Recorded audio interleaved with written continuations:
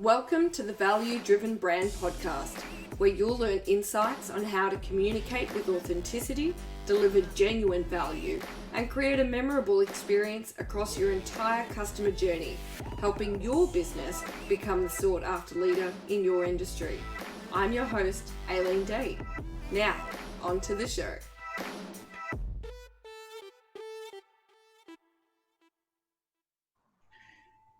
G'day everyone, and welcome back to another episode of the Value Driven Brand Podcast. You are with me, your host, Aileen Day, and today I have a very, very special guest for you to listen to learn from, and to have his wisdom be shared amongst us all. The magnificent, the one, the only Peter Cook from Thought Leaders Business School. Welcome to the podcast. How are we today? Thank you very, very much. I love being called magnificent. I only speak word. Truths. It's one of my youngest daughter's favourite words. So Is Emily, it? who's 4, she said the other day, I have a magnificent idea. Love that. Your magnificent idea, Amy. We're going to build a training school for puppies. It's going to be just a little bit bigger than our house. So that's Amy's magnificent idea. That is so brilliant. I literally just watched a documentary about puppies coming into a training school to become guide dogs, and I would highly recommend it, except I did cry about every 10 minutes. It's a beautiful, beautiful little journey they go on. That is so gorgeous. So you've already got a little 4-year-old entrepreneur in your hands. That is great to see. Yes, I don't think it was just because we actually have a new puppy. I don't think she's planning to make any money out of it. What do they say? Necessity is the mother of all invention. Mother of all inventions. Good to see she's already considering her options. Now, for those of you who don't know who Peter Cook is, he is a best-selling author. He is a husband. He is a dad of 2 beautiful little girls, and a third Dan in black belt in, is it karate? Aikido. Yes, that's another different Japanese martial art. But don't mess with him either way, right? Okay, you got it.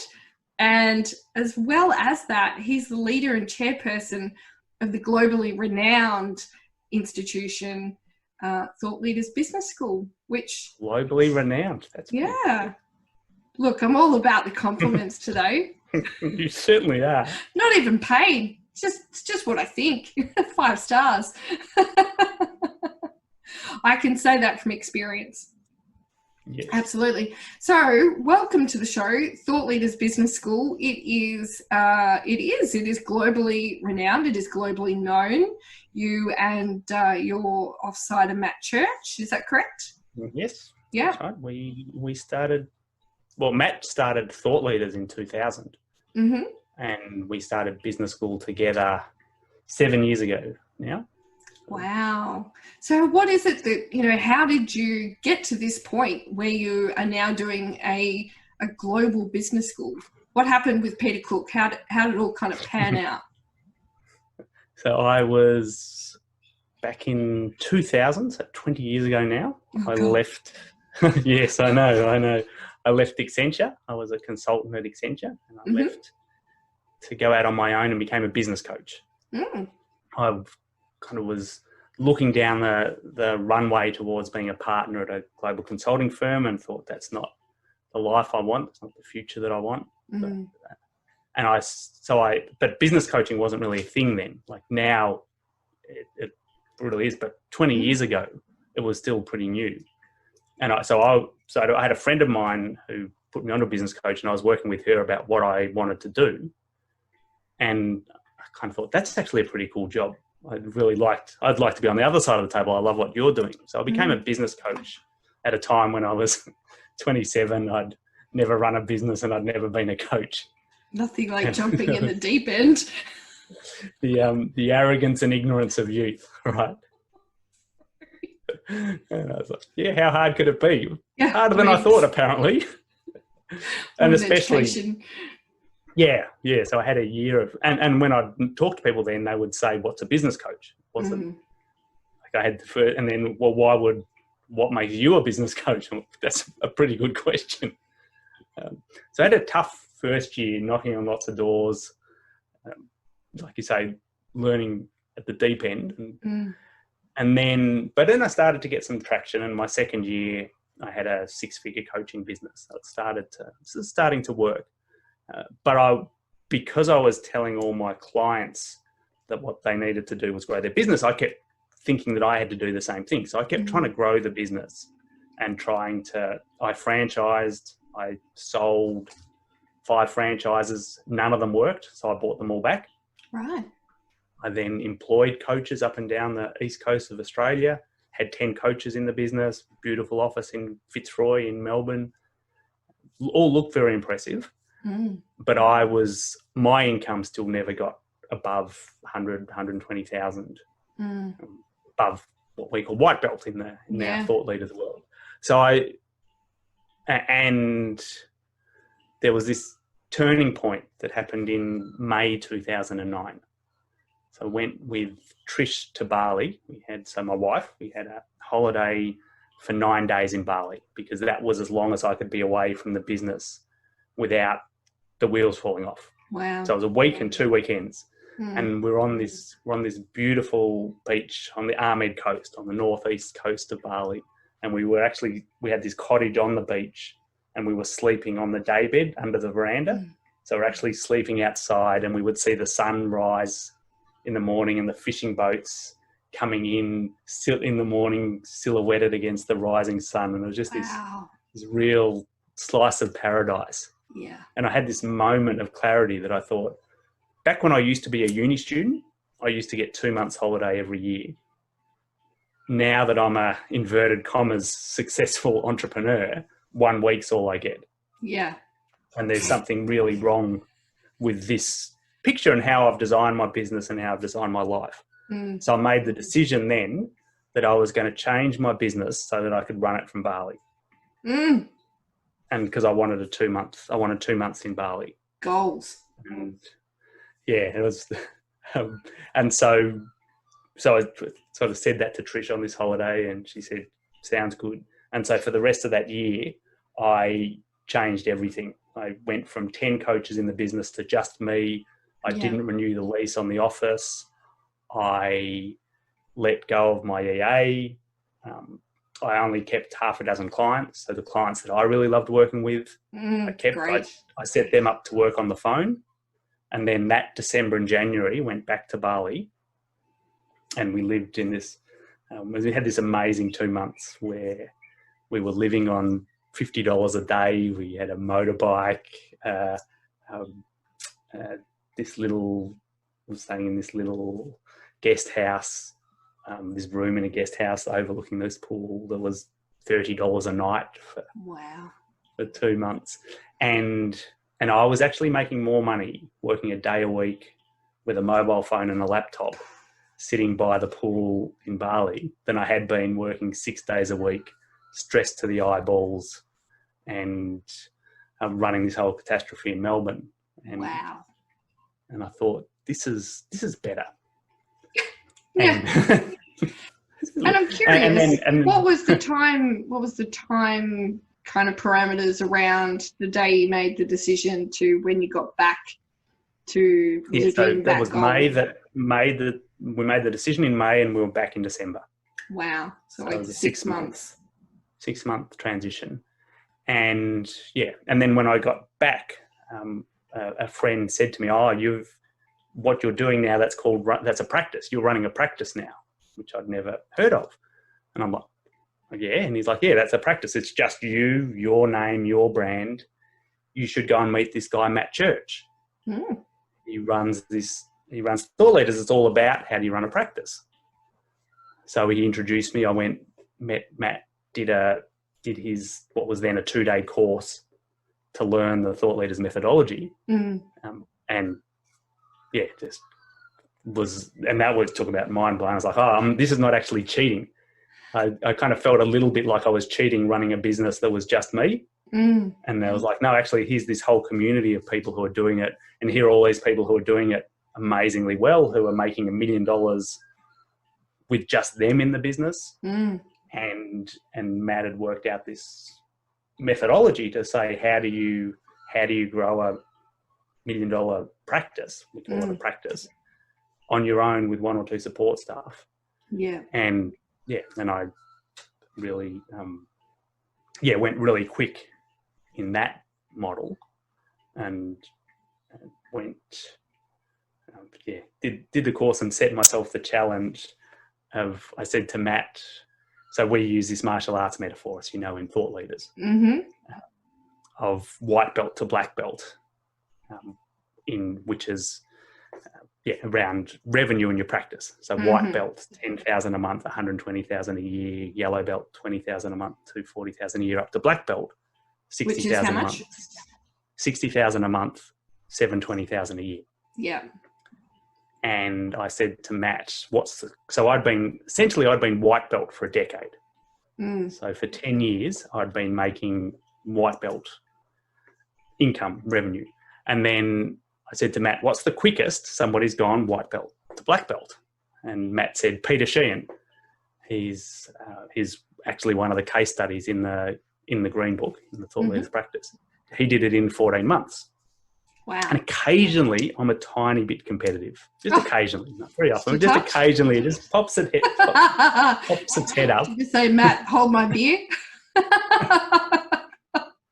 Exactly. And so I said, all right, I'm going to do it in 12 months. I'm going to create a new record, and I am going to get white belt to black belt in 12 months, because it's normally a 3-year journey. So the expectation is 3 years, but I thought, given I'd been 10 years at white belt, good practice. I was going to do it a little bit quicker. Yeah. And we were also trying to get pregnant at the time. So we'd had a bit of a rough journey. We'd had a miscarriage, and then Trish had her appendix rupture, which we didn't realise at the time, but then that had blocked up her tube, so she was actually medically infertile. Wow. And also really stressed at work. And so she'd quit her job to kind of bring her stress levels down to give us a better chance of getting pregnant. But then she said to me she wasn't stressed anymore about her job. She was now stressed about how much money I wasn't making. Yeah. And that my income had kind of been up and down, and she said she didn't feel safe. That she didn't feel like my business could support our family, which was kind of hard to hear. Yeah. But also then gave me this real motivation. So, all right, it's actually, my business coaching business was called Love Your Business. And it had this real altruistic, save the world vibe. I'm going to put more love into business. I'm going to teach business owners how to run loving businesses. Aww. And yeah, exactly. Aww. But so what I said is, actually, maybe it's time I'll let the world look after itself for a while. I'm going to focus on making some money just for a while and looking after my family. And so I said, I'm going to try and go quickly. And also started a blog that was kind of a little ill-conceived. I hadn't thought it through that well. I started this blog, White Belt to Black Belt in 365 days. Oh, so we got to follow the journey. Yeah, exactly. How's that for some accountability? Yeah, because I imagine that within the Thought Leaders community, I kind of forgot that my clients would read it, my brothers would read it, like everybody. And I was really transparent. I was talking about what I was coming up against, and I reported my revenue every month. Oh. So at the end of each month in this blog, I said, I made $23,000 this month. This was a yellow belt month. The next month, I thought I'd lost a sale. I just recovered it on the last day of the month, got me to 32,000. I had a green belt month. And then 125 days later, I had my first black belt month. And then maintained that to get to 720,000 revenue so black belt revenue in 10 months. Yeah. And hit $1 million revenue on the 29th of June that year. So I love that you remember the dates. That just goes to absolutely. show like the impact that it has on you intrinsically and the impact that it had obviously on your life and your family and everything after that you can even like my dad has 6 kids. He doesn't even remember the dates they were born, for crying out loud. I love you, Dad. And 2 of them are cheating. We're born on the same day. Are you a twin? I am. Yeah. That is amazing. And I just love the tenacity of it all as well. And I think it's actually a little bit of a good thing that you didn't quite think through who your readership might be, because I think that would have, knowing humans, that would have put that fear into you, and you'd be like, oh no, I don't want to upset anyone. I don't want to hurt anyone's feelings. Yeah. And like, beat this out. But fuck that. Yeah. You got a goal. Yeah. And I think our society is so crazy around money. So actually having an explicit conversation to say, no, this is the financial target that I'm going for. Yeah. And here's how I'm doing. Yeah. It was great. Like, lots of people really got behind it too, which was really nice. There were some people who were confronted by it, and there are people who are going, wow, you just earned more in a month than I earn in a year. That's bugger. What do I have to do? But then there are also, I remember the guy who was my first thought leaders mentoring client. So I started doing some mentoring other thought leaders in that journey. And then I rang him to say, I'm about to hit black belt for the first time, and I wanted it to be you. Aww. To actually, which is quite a very clever sales technique, by the way, because how could he say no to that? Yeah. But it was a really nice, that was a nice moment too. And he was one of the people who was really, really behind me. It's got the OG feels of Love Your Business in it though, doesn't it? What's OG? I was reading Original Gangster, like. I've been seeing this acronym everywhere recently, and I've had no idea. That's okay. I just learned only a couple of months ago what GOAT meant. Do you know what GOAT means? You're obviously not a cricket. I'm clearly not a sports buff. I was like, GOAT? And I got so sick of it. I was like, oh, that's it. I'm Googling it. And I was like, what? We actually had in the Thought Leaders team, we had a GOAT award where we had a little, but it was weird because it got awarded every month. So it was a little bit bizarre that the greatest of all time was for a month. The greatest of all 28 days. Yes. I love it. That is so good. So what a freaking journey, right? So you've gone into black belt in 12 months. You've broken all the time constraints. Yeah. Matt Church has obviously said, mate, we should talk. Well, what happens after that?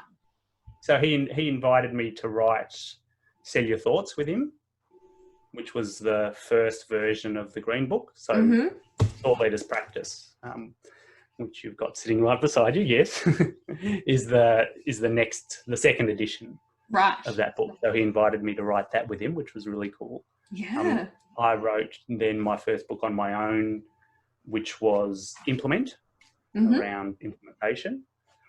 And then we were talking about what we wanted to do together. And eventually I said, I think that Thought Leaders should be a 12-month program, not a 2-day or a 4-day program. That to actually, for people to get the results, it takes more than teaching them the methodology. We actually need an implementation framework. And so business school was effectively my implementation framework overlaid on Matt's methodology, where we put in the frameworks and the structures and the accountability and the support to hold people for 12 months. Yeah. So that it made it much more likely that people would do the work and follow the system and hence get the results. Yeah. And so, we launched that together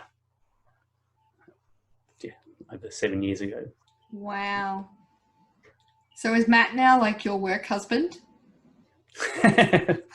Well, no, we've got now the leadership's expanded. Lisa O'Neill has come in, has taken over from me as the CEO. So I'm now handed that over to her, and I'm now the chairperson of Thought Leaders.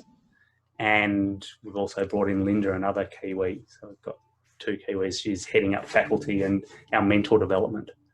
That's fantastic. So it's nice we've actually expanded it a bit. So the practice is growing.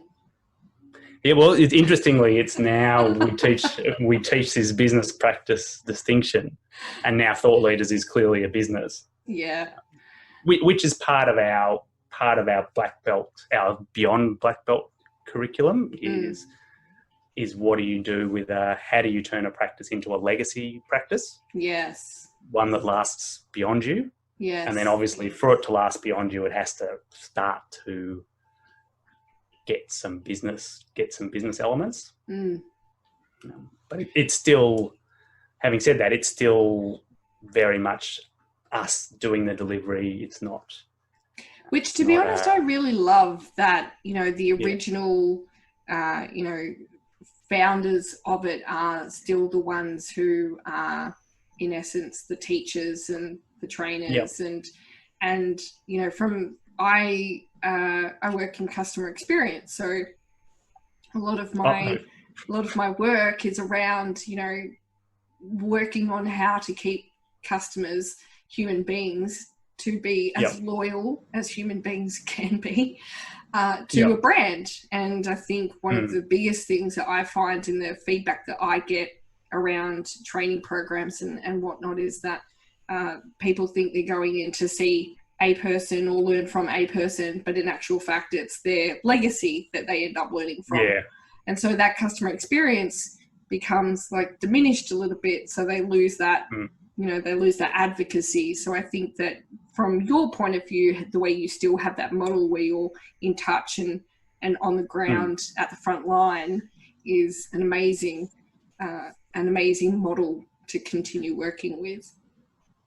Yeah, it's an interesting balance too, because you typically, like you're also talking about a brand, like we don't want to be 2 middle-aged white blokes at the front of the room telling everybody what to do.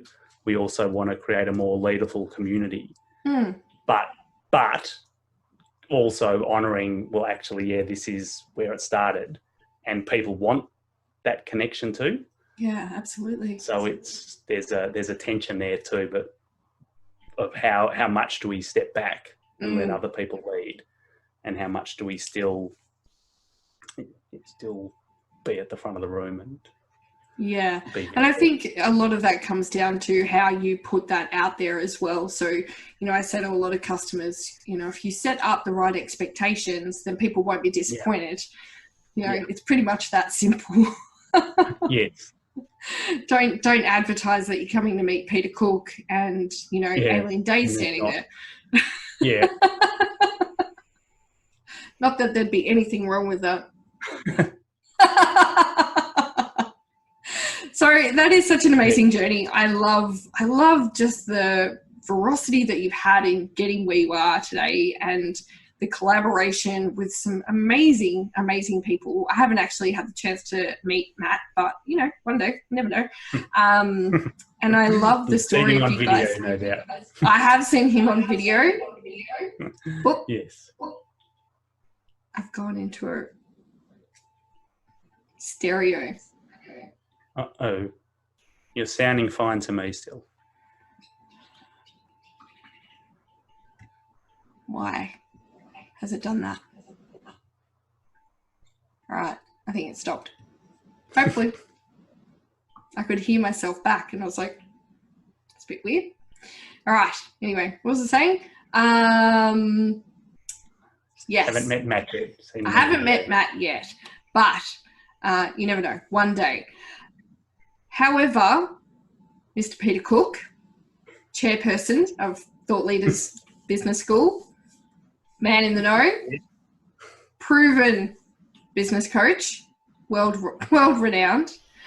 I want to know, magnificent human that you are. I want to know, and for our listeners today, what is it that you prescribe to them in how they can become their own value-driven brand? What are the tactics that you employ for your own practice, business, life that has gotten you to be able to live this value-driven brand that is you? Yeah, it's interesting because our methodology and our community are all people where the expert or the person or the thought leader is the brand. So there's another layer on top of that of how do you position yourself and how do you sell yourself when it's you? Which is, again, I think it's possibly the hardest thing to sell. I would agree. Particularly, I think here, Australia, New Zealand, our part of the world, we're not culturally. There's a little bit of cringe around when you do that, and so how you position yourself, and how you position your brand becomes even more important. And that's the first thing we say is obsess around that. Obsess around positioning. Everything you do. And it's interesting, we say to people at the start of our program that one of the decisions you make coming in is deciding that you're going to be a black belt. Right. Great mindset. Which is, and it's like, in a way, it's a little ridiculous to say, all right, you've got no track record. Like me, I've been making $100,000 a year for a decade to actually say, no, and actually now go commit to this, make a decision that this is what you're going for. And it's not just revenue. It's, we say it's $500,000 to $1.5 million doing work you love with people you like the way you want and making the difference you were born to make. But part of the reason we do that is you say, okay, if you actually start doing that, make that decision now, you can already start to be that, and you can start to position yourself like that. And one of our means is, what would a black belt do? So when you're out in the world, it's my good, new go-to whenever I want to sit and watch Netflix and drink wine. Yep. I sit there and I say, Aileen, what would a black belt do? And to be honest, I have no goddamn idea or concept as to what an actual black belt would do.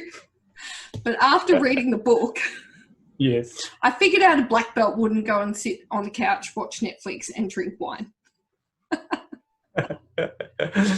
Yes, you may be surprised, but I don't want to ruin this for you.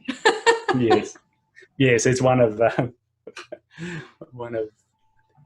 who is it that who's I've forgotten her name. She says, "Create first, then consume," which I think is a really nice first, similar mood, then consume, and that's. I like that. Her program's B Corp. She does these fabulous. Anyway, I've gone blank on her name. American. Google it. She's excellent. We'll Google it after the show. Yeah. So but when you're saying what would a black belt do, it's a little bit of how do you, like, having somebody else set your appointments. Yeah. Is a really good positioning thing. Oh, okay. It's little things that,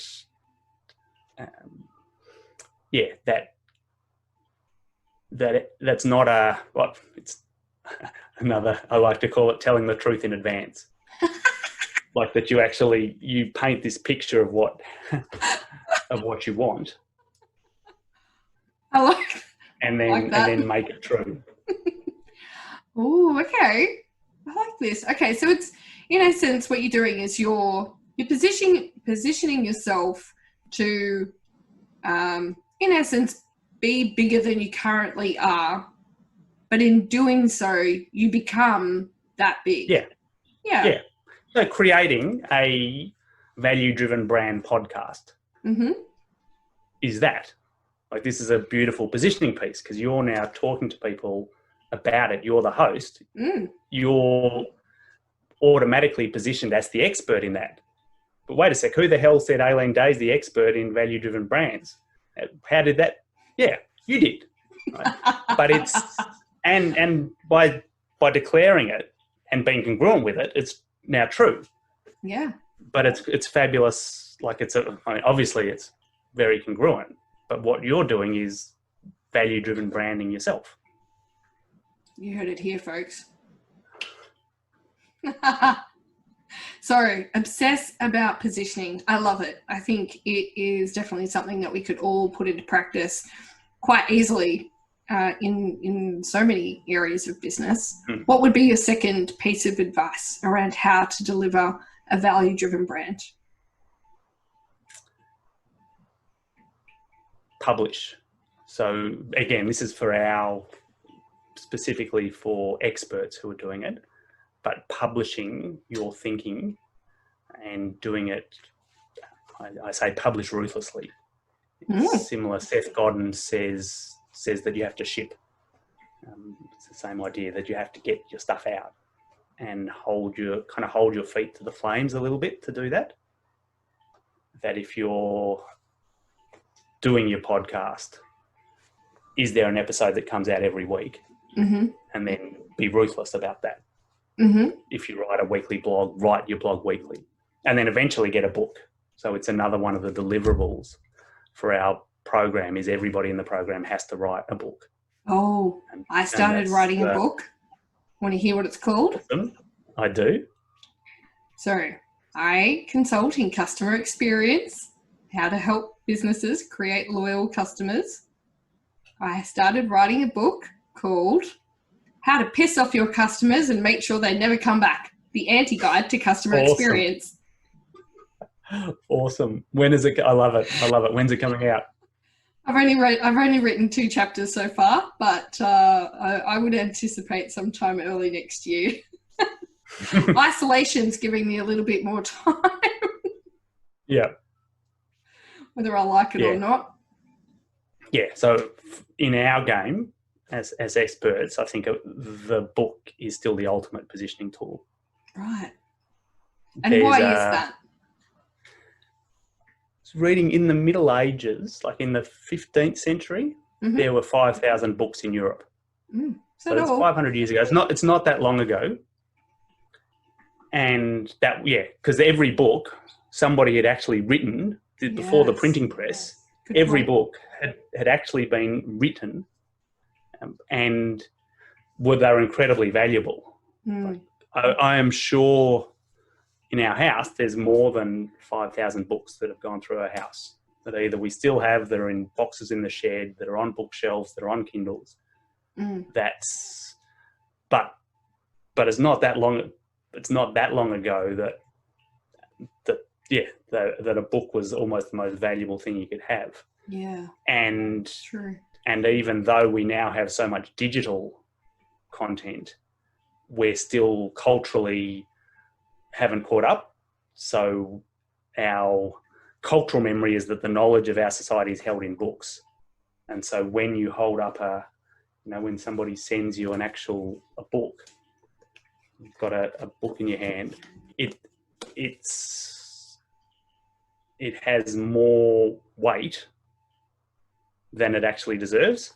Right. So there's no reason that a website or a newsletter or a video or a podcast, there's no reason that any of those can't be as valuable, but we don't give them the same weight. Right. And then a little experiment you can do to prove it is try throwing out a book. So I get sent lots of books, like lots and lots of people, like our students when they write books, they send me books, which I love. Yep. But I get sent kind of lots of random books too. And some of them are great and some of them are terrible. And I remember, because there's no, you don't have to get an editor. You don't have to. So I got sent this awful book that had, like, you could see there was, the page layout was terrible. There was typos. It was somebody had written words, but that was about it. And it was somebody I didn't know who had kind of randomly sent me this awful book. And I went to throw it out and I had almost this physical reaction. And I ended up to not put it in the recycling bin. And I ended up wrapping it in newspaper to hide it, just in case So you somebody couldn't else saw. see it. Which is weird, right? It makes no sense. If you get, like, if I give you a brochure, and a In the bin. brochure can cost just as much to produce. Like, you can now get a book printed for $4. A brochure costs more than that. But you have no reticence throwing a brochure out. Absolutely. But you try throwing a book out, and it's because it has this disproportionate weight. Funny you say that, though. You know the IKEA magazines? Yes. I nearly get the same feeling putting that in the bin. Isn't that funny?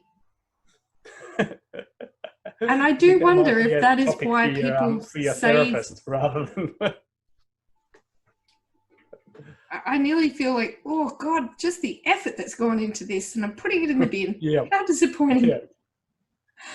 Goodness me. That is, and actually...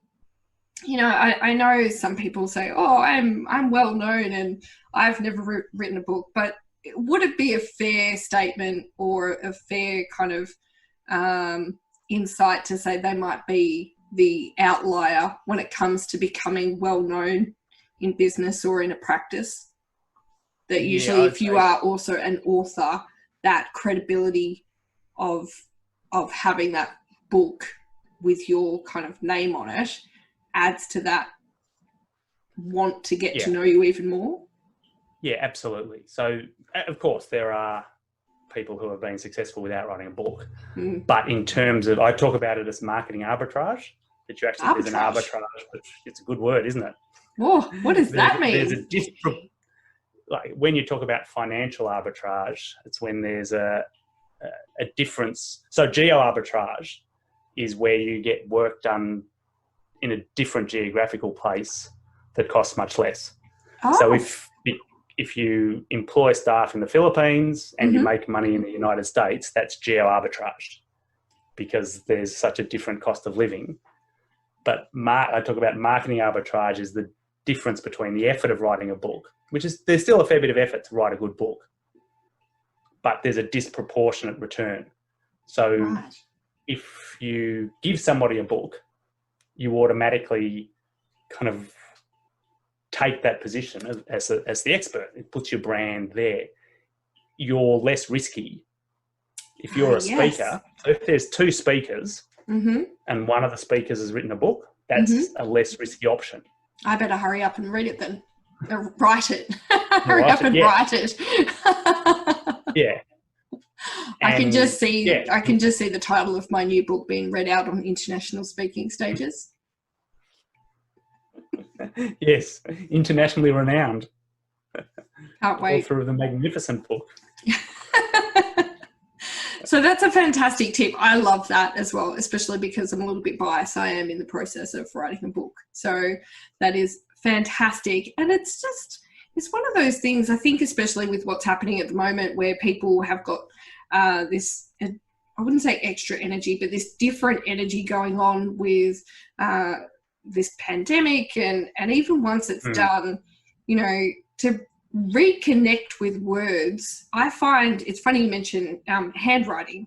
I have lovely handwriting. I used to work at Bunnings, and you know how you walk into Bunnings and they have big blackboards with beautifully written signs on them.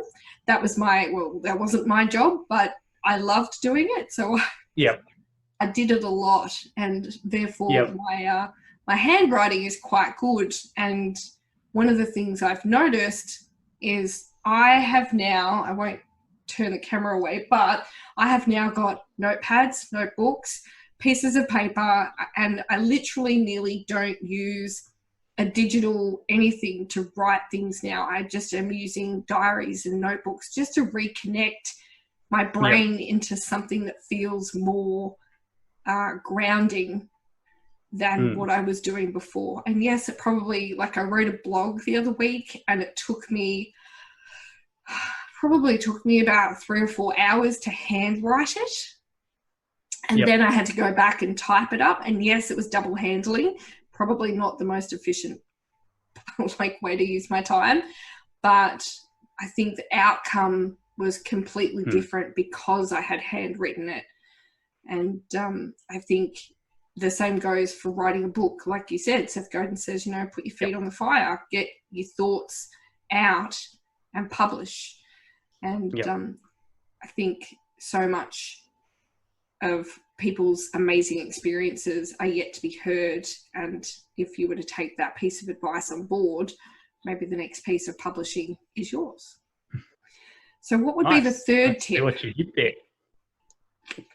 What would be the third tip that you would encourage businesses, leaders, thought practitioners to take on to deliver their own value-driven brand? Do what you say. So this is preach. particularly where you are the brand. You can't. One of the things I say is never sacrifice the long game for the short game.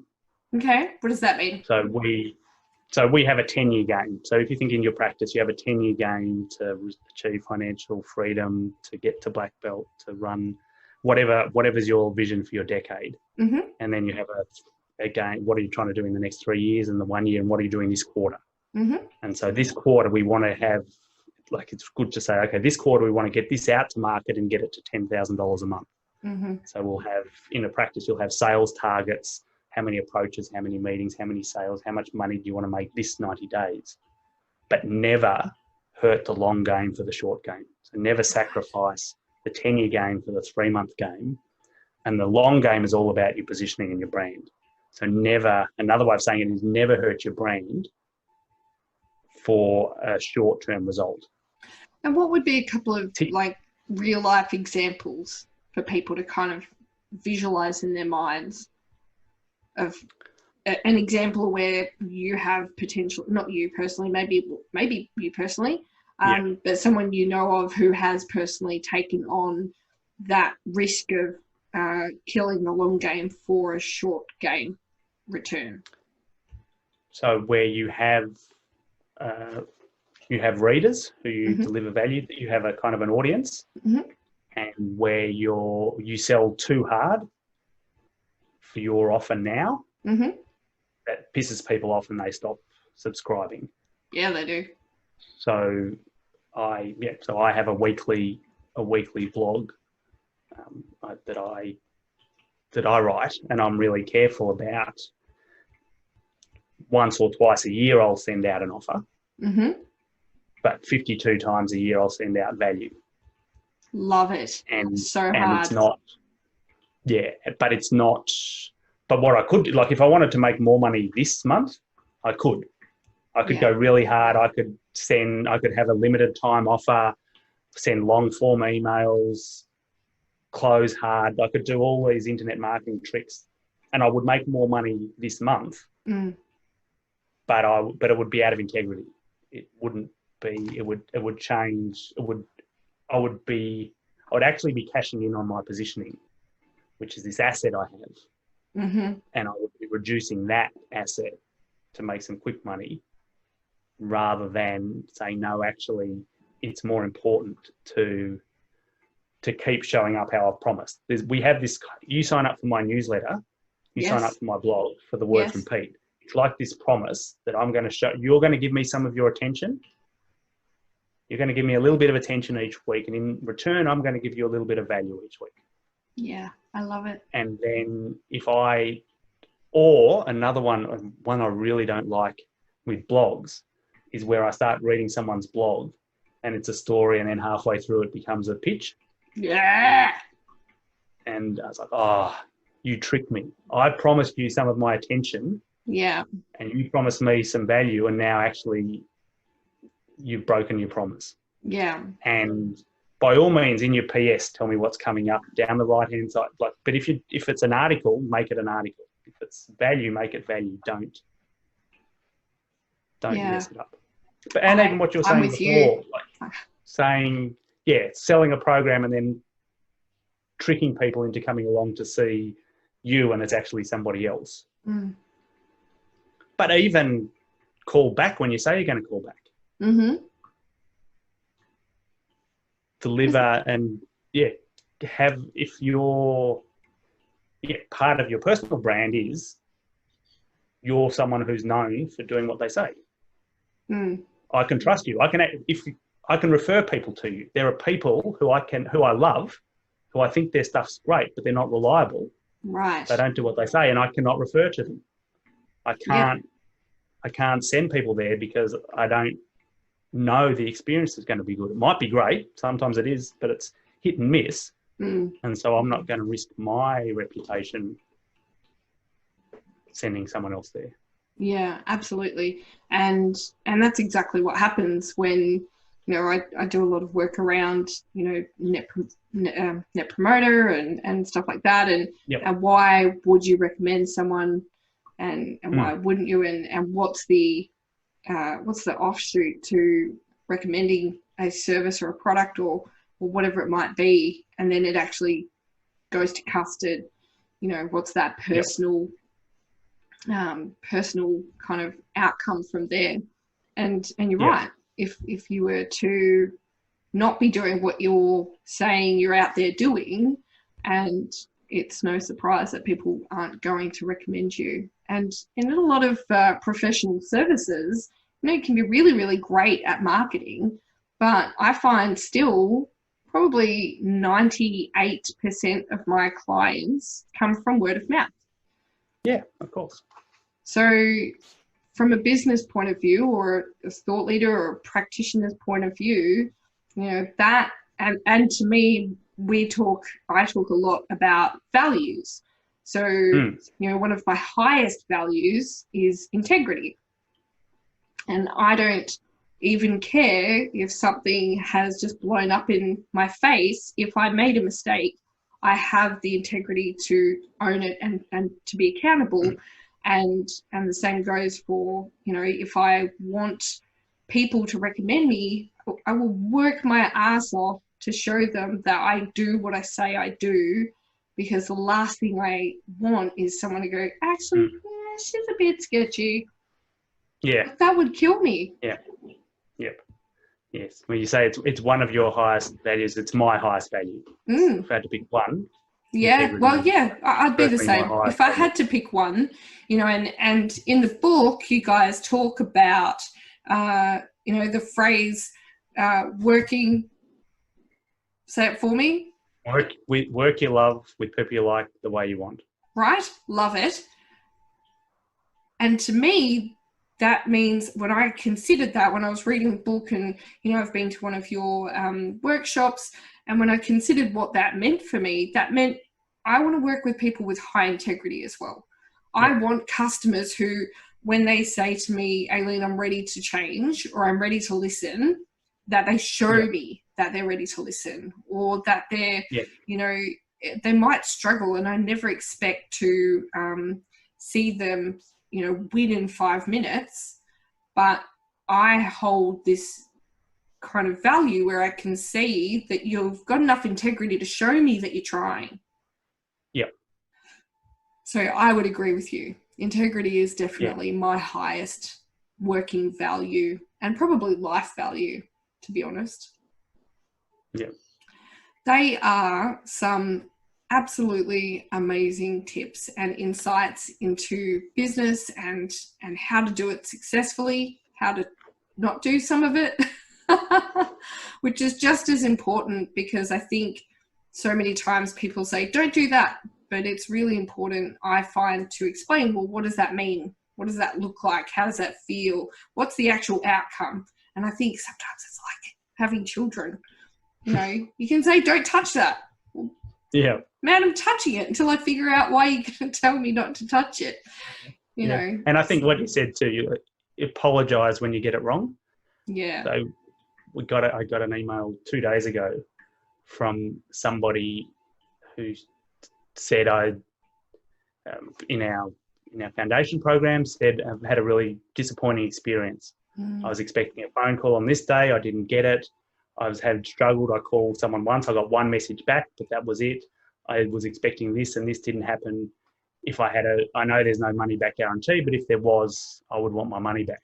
And I'm like, wow, this is like, luckily this is uncommon, but it's also interesting. All right, we're out of integrity. We've broken our promise. He was this is what he was promised and this is not what he got.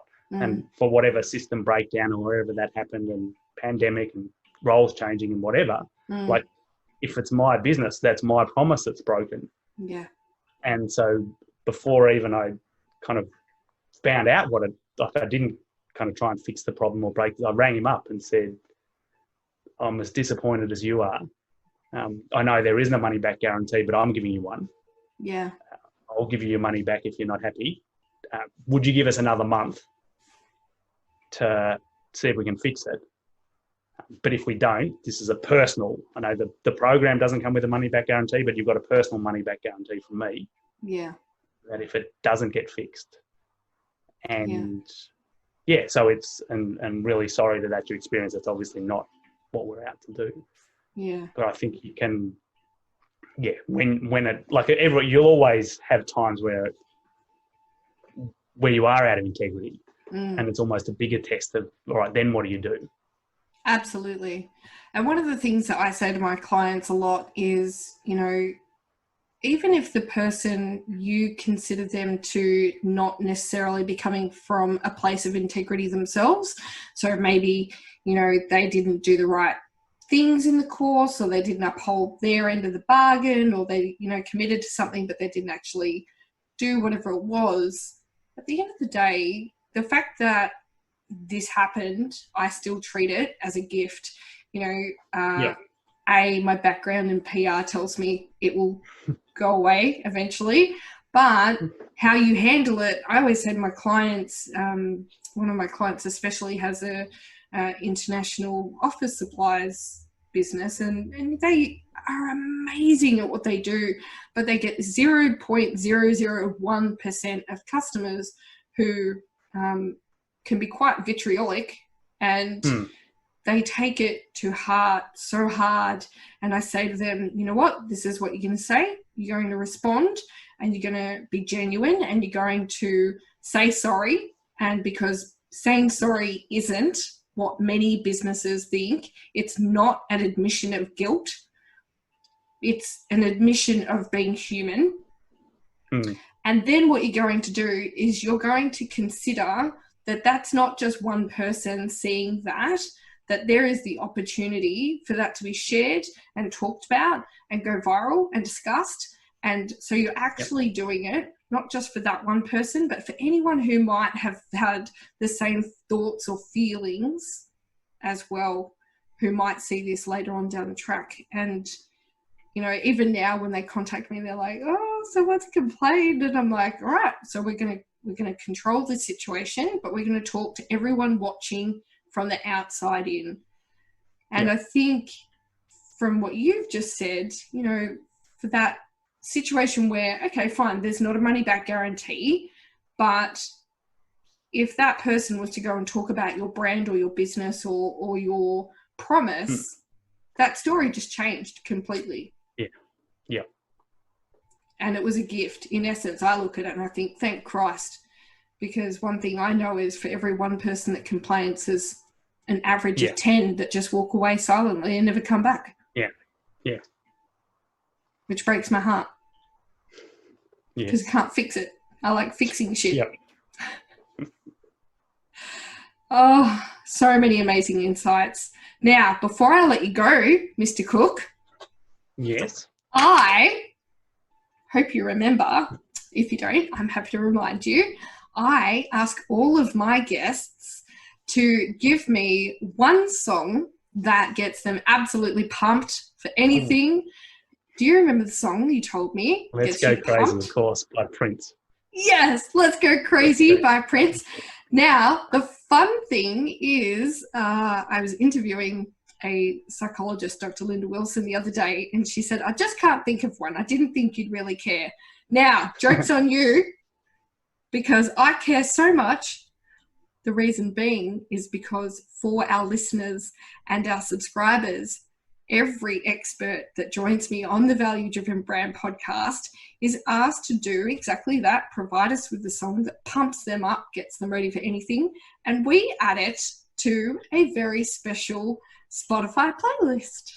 Oh, yay. So cool. Yeah. So everyone that listens into the Value Driven brand will also get access to the Spotify playlist. And I tell you what, we are just in the early stages, but this playlist is freaking pumping and very eclectic. Yeah. We've got trance, we've got Helen Reddy, we now have Prince, we have Queen, we have some 90s bangers. It's gonna be. It's a dangerous song when I'm driving. I find it very hard to drive speed limit. You smash the steering wheel. Yeah. I think I've done that once or twice. So, Let's Go Crazy by Prince is now officially added to the Aileen Day official Spotify playlist. So thank you so much for your contribution to those amazing bangers. Pleasure. And on behalf of myself and everybody listening and everybody that listens in the future and watches this video, wants to know more about Peter Cook or the Thought Leaders Business School, you can also, Peter is so generous, he is offering a free copy of the Thought Leaders book, Thought Leaders Practice book. All you have to do is email him, and I'm going to tell you, the email address is peter@petercook.com. Peter. How easy is that? @petercook.com. So easy. And just mention the Value Driven Brand podcast in the email and say book please, and we would love to get you a copy. Book me, baby. And thank you so much for your generosity. That is amazing. Now, I have read this book twice, actually, and I'm not sure if Peter knows which part, but I'm actually I've bookmarked it specifically. I am in the process of doing what's called pink sheets.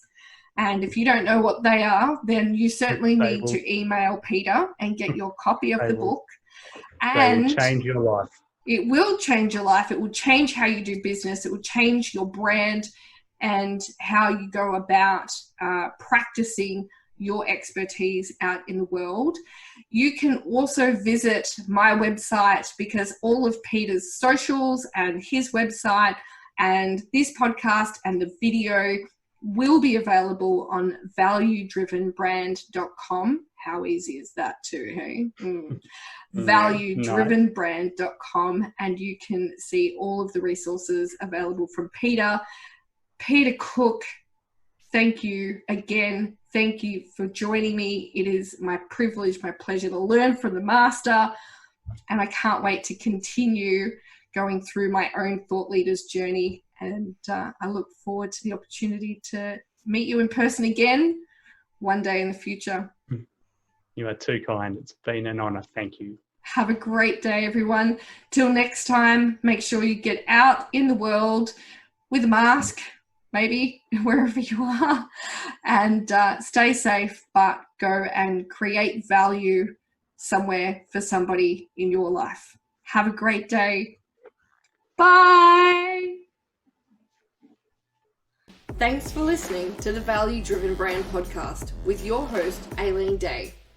Is your business struggling to become known as the sought-after leader in your industry?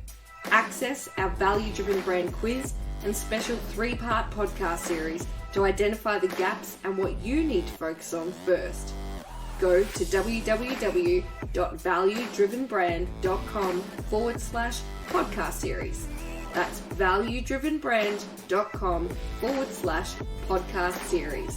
Tune in next time where we discuss more ideas on how you can deliver your own value-driven brand.